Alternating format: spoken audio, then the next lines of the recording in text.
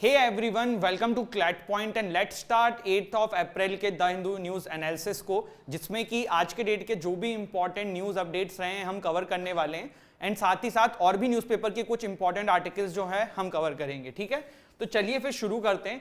सबसे पहले देखो, अगर क्लैट यूजी 2024 की तैयारी कर रहे हो तो रिवॉल्यूशन है क्लैट के प्रिपरेशन में। ओनली 21,999 का कोर्स है। 11th ऑफ अप्रैल से नया बैच शुरू होने वाला है। लाइव क्लासेस है, 7 बुक्स आपके घर पे आएंगी, मॉक टेस्ट इंक्लूडेड है, पर्सनल मेंटरशिप है, सब कुछ है। अगर आप क्लैट 2025 की तैयारी कर रहे हो तो हमारा विजेता बैच 32,999 का ये कोर्स है। ओनली 32,999 रुपीज आपको 2 इयर्स के लिए देने हैं। सारे फीचर्स यहां भी रहेंगे। मैजिक बॉक्स, अगर आप सिर्फ हमारी बुक्स एंड मॉक्स चाहते हैं तो ये 5499 रुपीज का कोर्स आपको लेना होगा। इन सभी की डिटेल आप हमारे एप्लीकेशन से चेक कर सकते हैं और दैट्स इट। ठीक है, क्लैट पॉइंट का और भी वर्टिकल्स हैं जैसे कि CLAT PG, NL set, law optional, judiciary, आप इन कोर्सेज की भी डिटेल हमारे ऐप से चेक कर सकते हैं। देखो, पहला आर्टिकल जो है ना, कि पिछले वीक मतलब अभी 2-3 दिन जो सेशन नहीं हुआ था उसमें एक टॉपिक छूट गया था क्योंकि मैंने सेशन नहीं लिया था, बट मैंने कहा था कि मैं टॉपिक्स कवर करूंगा जो भी इंपॉर्टेंट रहे हैं। तो पहले आज जो है ना थोड़ा सा बैकलॉग देख रहे हैं। एक आर्टिकल क्या है कि फिनलैंड ने जो है ना नेटो को ज्वाइन कर लिया है। तो ये पूरा डायनामिक समझने की कोशिश करेंगे कि आखिर में फिनलैंड ने क्यों ज्वाइन किया है, क्यों नेटो ने फिनलैंड को ज्वाइन कराया है, कौन है नेटो, कहां से आया है, सब कुछ। ठीक है, चलिए देखो, सबसे पहले ना इस मैप को देखना और सारे ध्यान अपने इस मैप की तरफ रखना। ये क्या है? ये है रशिया। पुतिन साहब हैं। कौन है? पुतिन साहब यहां हैं। पहले थोड़ा सा यूक्रेन का मामला समझो। Where is Ukraine? यहां है। ठीक है, ये देखो, यूक्रेन जब रशिया को ज्वाइन कर रहा था, यूक्रेन जब नेटो को ज्वाइन कर रहा था तो रशिया को दिक्कत थी। क्यों थी? मैं आपको एक बहुत अच्छे एग्जांपल समझाने की कोशिश करता हूं। ये अपना इंडिया है और बगल में क्या है? पाकिस्तान है। पाकिस्तान कल को, हाइपोथेटिकल एग्जांपल है, पाकिस्तान कल को नेटो को ज्वाइन कर ले। नेटो क्या है?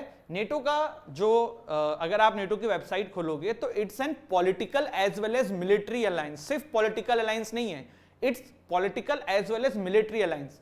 नेटो का एक प्रिंसिपल है इनके लॉज के अंदर कि अगर कोई कंट्री नेटो का मेंबर है तो नेटो की सेना उस कंट्री में जाके अपने एस्टेब्लिशमेंट बना सकती है। अब जस्ट इन केस पाकिस्तान जो है ना वो नेटो का पार्ट बन जाए और ये बॉर्डर है, यहां पे नेटो जो है वो अपना एस्टेब्लिशमेंट बना ले। ठीक है, यहां पे इस पॉइंट पे कौन बना ले? नेटो बना ले। अब नेटो क्या कहता है? नेटो ये कहता है कि अगर कोई कंट्री हमारे मेंबर्स में से किसी की भी एनिमी है तो मतलब हम सबकी एनिमी है।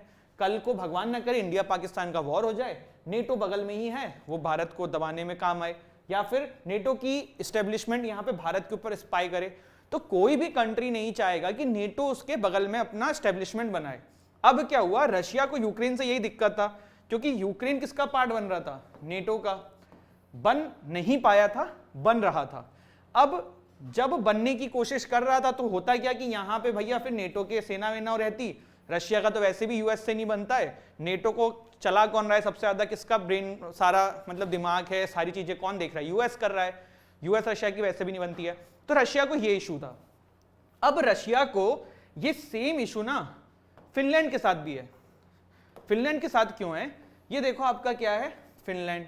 और आप ये देखो, ये पूरा बॉर्डर ये किसके साथ शेयर कर रहा है? रशिया के साथ। यहां पे अब नेटो का एस्टेब्लिशमेंट बनेगा, है ना। रशिया भी फिनलैंड को भी बहुत गुस्से में है, लेकिन प्रॉब्लम क्या है ना, अब रशिया को भी ये चीज समझ में आ चुकी है कि यूक्रेन के ऊपर हमने अटैक किया है, कितना हमारा एनर्जी, पैसा सब कुछ खर्च हो रहा है, तो फिलहाल तो रशिया शांत है। और दूसरी चीज की, अगर ये पार्ट बन चुका है तब नेटो अब अगर पंगा लेगा तो नेटो ऑफिशियली इसमें आ जाएगा, जो कि यूक्रेन के टाइम पे नेटो का मेंबर यूक्रेन नहीं बन पाया था। इस वजह से ऑफिशियली नेटो सामने नहीं आ रहा है। ऑल्दो बैकहैंड पे आप देखो तो नेटो को भाई पूरी सप्लाई कर रहे हैं हथियार नेटो के मेंबर्स यूक्रेन को। तो अभी क्या हुआ? फिनलैंड जो है ना वो आपका नेटो का पार्ट बन जाता है। ठीक है, थोड़ा सा पहले हम समझते हैं। फिनलैंड की एंट्री नेटो में ना मना करने वाली 2 कंट्रीज थी। एक थी आपकी टर्की और एक थी आपकी हंगरी। ठीक है, आपको पता होगा कि फिनलैंड के साथ ना स्वीडन ने भी डिमांड करी थी कि हमें नेटो का पार्ट बनना है, लेकिन स्वीडन ने गलती क्या करी? वहां पे इस्लामोफोबिया वाला एक आर्टिकल मैंने बताया था, इस्लामोफोबिया इन स्वीडन, हमने देखा था कि क्या मामला था। इस वजह से टर्की ने साफ साफ कह दिया कि भाई हम शामिल नहीं होने देंगे। तो ये वाली चीज है। टेक्निकल लेवल पे पार्ट बन चुका है, लेकिन अभी भी एक दो आपके जो काम है ना वो बाकी हैं प्रॉपरली। अगर ये मतलब प्रॉपर ये हो जाएगा तो Finland will be the 31st country जो नेटो का मेंबर है। ऑल्दो हो चुकी है लेकिन अभी भी थोड़ा बहुत बाकी है। तो फिनलैंड जो है ना वो 1340 किलोमीटर का बॉर्डर शेयर करती है रशिया के साथ। और एक आपने नाम सुना होगा जिसका नाम था फिनलैंडाइजेशन, ठीक है, फिनलैंडाइजेशन गलत बोल रहा हूं मैं, फिनलैंडाइजेशन, ठीक है। ये फिनलैंडाइजेशन क्या है? ये एक काइंड ऑफ ट्रिटी है बिटवीन सोवियत यूनियन और आपकी जो फिनलैंड है या और भी कंट्रीज हैं जो वेस्ट हैं। इसमें क्या था? इसमें ये था कि ये जो कंट्रीज हैं, फिनलैंड हो गया है, फिर जो भी सोवियत यूनियन के उस समय बॉर्डर के बगल की कंट्रीज हैं, वो लोग जो है ना वो कभी भी नेटो का पार्ट नहीं बनेंगे। मैं एक बार फिर से इसको पढ़ देता हूं। Finland which shares a 1340 kilometre border with Russia has ended more than 70 years of military non-alignment. In fact, in Cold War years, a policy of neutrality between Soviet Union and the West was known as Finlandization. Finlandization. Basically क्या है? इसका मतलब ये था कि ये countries जो border पे हैं ये न्यूट्रल रहेंगे। ये कंट्रीज जो बॉर्डर पे हैं ये न्यूट्रल रहेंगे, ये कभी किसी के पक्ष में जाके नहीं बैठेंगे। बट अगर ये नेटो के पार्ट बन रहे हैं तो अब ये न्यूट्रल कहां बचे? ये तो यूएस के क्लोज हो गए ना। तो ये जो पूरा सेटअप था ये कहीं ना कहीं ब्रेक हो गया है इस पर्टिकुलर एक्टिविटी के बाद, ठीक है। चलिए, नेटो क्या है? NATO is North Atlantic Treaty Organization, एक मिलिट्री एंड पॉलिटिकल अलायंस है जिसमें अब 31 मेंबर्स हो चुके हैं। Earlier it was 30। कौन था 30th बताओ? फॉर्म्ड कब हुई थी? 1949 में अगेंस्ट यूएसएसआर। देखो क्या था, एक जमाने में सोवियत यूनियन था, तो सोवियत यूनियन में क्या था कि भाई बहुत सारी कंट्रीज थी, तो सबको ये डर लगता था कि कहीं सोवियत यूनियन जो है ये जब किसी कंट्री पर अटैक कर देगा तो भाई बाकी कंट्रीज तो दब जाएंगी। जिसके चलते हुए यूएस ने ये प्लान लाया कि चलो एक नेटो बनाते हैं इनके अगेंस्ट में। फिर क्या हुआ, 90s में आके सोवियत यूनियन तो डिसइंटीग्रेट हो गया, लेकिन नेटो जो है वो चलती रही है, ठीक है। नेटो का थोड़ा सा इतिहास जान लेते हैं। स्टार्टिंग में 12 फाउंडिंग मेंबर्स थे, जिसमें Belgium, Canada, Denmark, France, Iceland, Italy, Luxembourg, Netherland, Norway, Portugal, United Kingdom and United States. फिर धीरे धीरे इसमें बंदे जुड़ते गए, ठीक है। 31st मेंबर इसका जो है वो बन गया है कौन? फिनलैंड, ठीक है। और भी कुछ है इसमें, हाँ। हेडक्वार्टर कहाँ है नेटो का? तो ब्रुसेल्स बेल्जियम में है। एलाइड कमांड ऑपरेशन का हेडक्वार्टर है मॉन्स बेल्जियम के अंदर। आर्टिकल 5 का नाम आपने रशिया यूक्रेन के दौरान बहुत सुना था। आर्टिकल 5 ही पूरा खेल है नेटो का। आर्टिकल 5 ये कहता है कि अगर किसी एक मेंबर के ऊपर किसी ने अटैक किया तो इसका मतलब वो नेटो के हर मेंबर का दुश्मन है। एक ही बार आर्टिकल 5 आज तक इन्वोक हुआ है, कब? जब आपका यूएस पे 9/11 वाला टेररिस्ट अटैक हुआ था। सभी ने मिलकर अफगानिस्तान को अपना शत्रु मान लिया था। However, NATO protection does not extend to the member civil wars और इंटरनल कूप्स। अब ऐसा नहीं है कि भाई आपके देश में जनता आपके अगेंस्ट में है या आपके इंटरनल कूप्स हो रहे हैं उसमें भी नेटो आ जाएगा, नहीं। जब बाहर की कंट्री आप पे अटैक करेगी तभी नेटो जो है वो फंक्शन में आएगी, ठीक है। क्लियर हो गया? ये कोई दिक्कत है? नहीं होनी चाहिए, ठीक है। बढ़ते हैं आगे। फिर देखिए एक न्यूज है आज के न्यूज़पेपर की कि Ukrainian minister to visit Delhi next week and चाहेंगे कि प्राइम मिनिस्टर मोदी जो हैं वो काइव में यात्रा करने के लिए जाएं। बहुत मुश्किल है ऐसा होना, बट देखते हैं आगे क्या होता है। आप लोगों को ये भी थोड़ा समझा देता हूं मैं कि भारत जो है वो यूक्रेन एंड रशिया में थोड़ा रशिया की तरफ हल्का सा टिल्ट क्यों है। देखो, रशिया ना हमारा बहुत पुराना मिलिट्री साथी रहा है। जब इंडिया बांग्लादेश, जो बांग्लादेश पहले बांग्लादेश नहीं था ना, वो ईस्ट पाकिस्तान था, तो जब दोनों का बीच में वॉर हो रहा था ईस्ट पाकिस्तान वर्सेस इंडिया, उस समय यूएस ने ना पाकिस्तान की मदद के लिए अपनी सेना निकाल दी थी। उनका एक मिलिट्री जहाज था, उन्होंने बाहर मतलब पाकिस्तान की हेल्प के लिए छोड़ दिया था। लेकिन तभी रशिया ने इंटरसेप्ट किया और उन्होंने कहा कि अगर यूएस इसमें आया तो फिर हम इंडिया के साथ में आएंगे और चीजें होंगी। तब फिर वर्ल्ड वॉर टाइप की सिचुएशन हो जाती, इसलिए यूएस ने बैकआउट कर लिया था। तो ये एक छोटा सा इंसिडेंट है, इसके अलावा बहुत सारे इंसिडेंट है। If I am not wrong, Jawaharlal Nehru ने अपनी पहली फॉरेन विजिट भी रशिया में करी थी, सोवियत यूनियन। ऐसे ही बहुत सारी चीजों की वजह से रशिया जो है भारत का एक बहुत अच्छा ट्रेडिशनल पार्टनर रहा है मिलिट्री के मामले में, बहुत सारी चीजों के लिए। तो इसीलिए भारत हमेशा जो है रशिया की कहीं ना कहीं अपने आप को पास पाता है। यूएस जो है ना वो दोगलापन में बहुत विश्वास रखते हैं। आप कब नहीं समझ सकते कि ये कब क्या करेंगे, तो वो वाली चीज है। अब बात करते हैं कि क्या भारत को यही करते रहना चाहिए कि रशिया के सपोर्ट करना चाहिए, तो अब देखो थोड़ी थोड़ी प्रॉब्लम्स भी होने लगी हैं, क्योंकि बहुत लंबा समय हो चुका है और भारत पे बहुत सारे प्रेशर्स आ रहे हैं, और रशिया अब ना चाइना के पास जाके बैठ चुका है, क्योंकि दुश्मन का दुश्मन दोस्त, तो यूएस का चाइना से नहीं बन रहा है तो रशिया का चाइना से बन रहा है, और चाइना इंडिया के साथ थोड़ा सा रिलेशन खराब चल रहा है, आप देख ही रहे हो, अभी कल ही हमने देखा अरुणाचल प्रदेश में नाम बदल दिए गए। कहने का मतलब ये है कि भारत का अब कहीं ना कहीं थोड़ा सा ना बैलेंस करने की जरूरत है, क्योंकि चाइना के अगेंस्ट में रशिया भारत का सपोर्ट नहीं करने वाला है, ये तो अब ऑब्वियस हो चुका है, बट रशिया आपका हेल्प करने के लिए हमेशा खड़ा रहता है, तो वो भी एक चीज है। तो फॉरेन पॉलिसीज उस तरीके से होती हैं, ठीक है। अभी देखो एक न्यूज है आज की कि फॉरेन ट्रेड पॉलिसी 2023 आई है। तो क्या है फॉरेन ट्रेड पॉलिसी 2023, समझते हैं। ये फॉरेन ट्रेड पॉलिसी जो है ना, ये 4 पिलर्स के ऊपर टिकी हुई है। किसके ऊपर? 4 पिलर्स के ऊपर। सबसे पहला है इंसेंटिव टू रिमिशन। देखो इसका क्या मतलब है, इंसेंटिव का मतलब क्या है एंड अभी रिमिशन जो किया है इसका मतलब क्या है। देखो आप ये समझो कि कोई बंदा फॉरेन एक्सपोर्ट करता था, ठीक है, जैसे कि सामान आप एक्सपोर्ट करते थे, तो आपको एक्सपोर्ट करने में जो भी जैसे कि इसको एक एग्जांपल से ले लेते हैं, एक बंदा है वो लेदर को भारत में इंपोर्ट करता है, ठीक है, और इसको जैकेट बना के, लेदर की जैकेट बना के एक्सपोर्ट करता है, ठीक है। पहले सरकार इंसेंटिव में क्या करती है, इंसेंटिव में बेसिकली ये होता है कि सरकार जो है इंपोर्ट करने में जो भी पैसा लग रहा होगा या फिर जो भी चीजें लग रही होंगी, जो भी जैसे इन्होंने जो भी माल बेचा या कुछ भी किया, उसमें सरकार ने कुछ पैसों का इनको रिबेट दे दिया, ठीक है, या फिर सरकार ने सीधे कुछ कैश ट्रांसफर कर दिया इनके अकाउंट में। अब रिमिशन से क्या होता है, रिमिशन में if I am not wrong, remission के अंदर देखो होगा क्या कि सरकार ना कैश ट्रांसफर नहीं करेगी, सीधे बेनिफिट नहीं देगी, वो क्या करेगी, जैसे कि आप ये लेदर को इंपोर्ट करते हो तो इस पे इंपोर्ट ड्यूटी लगेगी, इस पे बहुत सारी चीजें लगेगी, सरकार वो आपके लिए कम कर देगी जिससे कि आपको फायदा हो। तो ये किया है इंसेंटिव टू रिमिशन।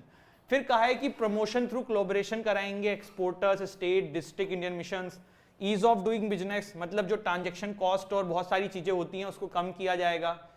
फिर ये बोला गया है कि देखो ई कॉमर्स डेवलपिंग डिस्ट्रिक्ट जो हैं, एक्सपोर्ट सब जो हैं, इन सबको बढ़ाएंगे। जो स्कोमेट है, स्कोमेट क्या होता है, special chemicals, organisms, material, equipment and technology, इसको बोलते हैं स्कोमेट।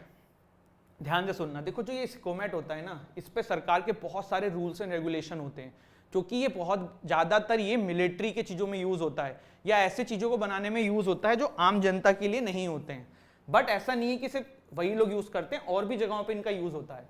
तो अभी क्या है ना, जब कोई इन सब चीज़ों से डील करने के लिए कुछ करता है तो उसको बहुत सारे तरीके की परमिशंस लेनी पड़ती हैं, तो सरकार ने वो सब भी रिड्यूस करने की बात करी है, ठीक है। और एक और कारण है कि सरकार ने ना यहाँ पे इंसेंटिव से रिमिशन किया है। डब्ल्यूटीओ ने भारत की स्कीम को कैंसिल कर दिया था, इसका नाम था merchandise exports from Indian scheme. WTO ये कहता है कि आप डायरेक्टली इंसेंटिव नहीं दे सकते हैं अपने यहाँ के लोगों को, तो उसके ट्रेड पॉलिसीज के अगेंस्ट में था।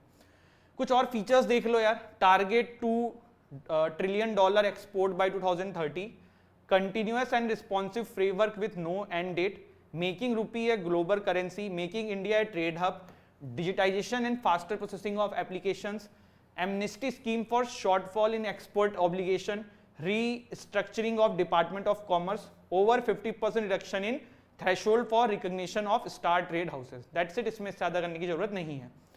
एक और अभी न्यूज आई है इंडिया भूटान से रिलेटेड। क्या हुआ था, पहले मुझे ये बताओ चिकन नेक पॉइंट क्या है। चिकन नेक पॉइंट से आप क्या समझते हो, ठीक है।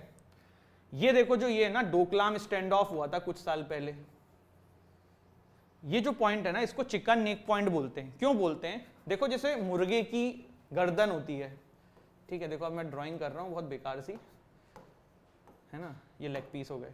तो ये जो मुर्गे की गर्दन होती है ना, अब भाई ये डग बना है, मुर्गा बना है, देख लेना, समझ लो। मुर्गे की जो गर्दन है उसको काट दें तो मुर्गा पूरा मर जाएगा, चिकन मर जाएगा, चिकन नेक, ठीक है।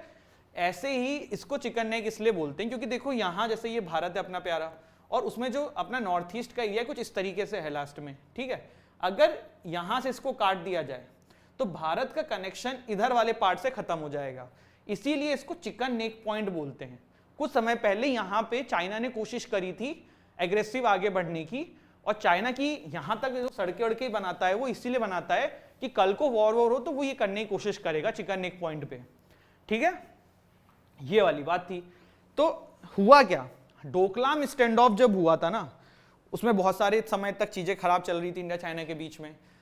भूटान ने ना कुछ दिन पहले एक स्टेटमेंट दे दी कि भाई जो डोकलाम का मामला है, क्योंकि भूटान उसका पड़ोसी है, बगल में ही है, जहां पे डोकलाम है उसके बगल में भूटान है, तो भूटान ने कह दिया था कि भाई इसमें चाइना का भी से है, जो कि भारत को अच्छा नहीं लगा था बिल्कुल। और अब कुछ जानकार ये कह रहे हैं कि इसीलिए भूटान के प्राइम मिनिस्टर भारत यात्रा पे आए हैं, जिनका नाम है लोटे टिशरिंग। ठीक है, तो कुछ ये कह रहे हैं, कुछ कह रहे हैं ऐसा कुछ नहीं है, भूटान के प्राइम मिनिस्टर नॉर्मली यहाँ पे आए। देखो इंडिया और भूटान के रिलेशन ना बहुत अलग है, मतलब आप किसी और कंट्री से इस रिलेशन को कंपेयर ही नहीं कर सकते हो, क्योंकि कल्चरल लेवल पे भी दोनों लोग बहुत कुछ शेयर करते हैं। तो इंडिया भूटान के रिलेशन बहुत अच्छे हैं और भारत भूटान की मदद भी बहुत करता है। अगर आप एक कंट्री पूछें कि चाइना ज्यादा क्लोज है भूटान की कि भारत है, तो ऑफकोर्स भारत है। लेकिन अभी क्या था, क्योंकि भूटान ने जो ये बात कह दी थी चाइना वाली, उससे थोड़ा सा ये हुआ था कि यार ऐसा क्यों कह रहा है भूटान। ठीक है, चलो अगला जो आर्टिकल है ना वो मीडिया वन से रिलेटेड है। केस का नाम था मध्यम broadcasting limited versus union of India. इस केस के अंदर हुआ क्या था, मीडिया वन को ना गवर्नमेंट ने बैन कर दिया था। हाई कोर्ट ने ना गवर्नमेंट के इस फैसले को बिल्कुल सही ठहरा दिया था। ये मैटर जो है ना हाई कोर्ट में जब गया था, तब मीडिया वन ने पूछा कि भाई हमें ये तो बताओ कि हमने गलत क्या किया है जिसकी वजह से हमें बैन किया है। सरकार ने सील्ड जूरिस्प्रूडेंस, हमने पहले भी समझा हुआ है कि सील्ड जूरिस्प्रूडेंस क्या होता है। सरकार ने सील्ड जूरिस्प्रूडेंस कॉन्सेप्ट का यूज करके सील्ड कवर में जजेस तक मैटर पहुंचाया, और उसमें मीडिया वन को ये बात पता नहीं पड़ी कि भाई आखिर में ये क्यों बैन हुआ है। अभी मैटर सुप्रीम कोर्ट में था। सुप्रीम कोर्ट ने कहा कि भाई अगर ये एंटी एस्टेब्लिशमेंट था, अगर आपने इसको बैन किया था, तो एटलीस्ट आप बताएं तो सामने वाले बंदे को कि भाई आपने क्यों बैन किया है। जैसे कि मुझे पुलिस जेल में डाल दे तो एटलीस्ट बताए तो कि जेल में क्यों डाला है, तभी तो मैं कुछ उसके अगेंस्ट में बोलूंगा। दूसरा कि सरकार के इस फैसले को, हाईकोर्ट के इस ऑर्डर को सुप्रीम कोर्ट ने स्ट्रक डाउन किया है।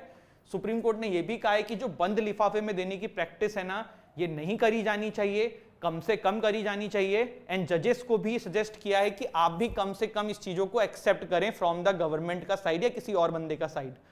प्लस सरकार को यह भी इनडायरेक्टली बोला गया है सुप्रीम कोर्ट के द्वारा कि भाई ये सब फ्रीडम ऑफ स्पीच के अगेंस्ट में है। एक मीडिया मीडिया अगर कंपनी कोई क्रिटिसिज्म कर रही है सरकार का, तो it's their right under freedom of speech and expression, fundamental जो राइट है। अब आप लोगों का एक होमवर्क है कि भाई जजेस की बेंच कौन सी थी इसमें जिन्होंने ये वर्डिक्ट दिया है, ठीक है, वो कमेंट सेक्शन में बताना मुझे। फिर आज की कुछ फॉरेन न्यूज पढ़ लेते हैं। US reporter Gershkovich charge with spying Russian news agencies का ऐसा कहना है। एस्पिनोज के चार्जेस इनके ऊपर लगे हुए हैं। एस्पिनोज का होता है, इसका मतलब ये होता है कि खुफिया जानकारी एक कंट्री से लेके दूसरे कंट्री को देना। इसके वजह से इनको जेल में डालने की बात चल रही है। Ukraine rejects Lula suggestion to surrender Crimea for peace talks. कुछ ऐसा है नहीं इसमें कि हम डिटेल में समझें, फॉरेन न्यूज थी, कुछ पढ़ ली है। तो ये था हमारा आज का session and I hope guys you have like this session. Don't forget to like this video, subscribe our channel अगर आप पहली बार हैं, शेयर दिस वीडियो। हंसते रहिए, मुस्कुराते रहिए, पढ़ाई करते रहिए। जय हिंद, जय भारत।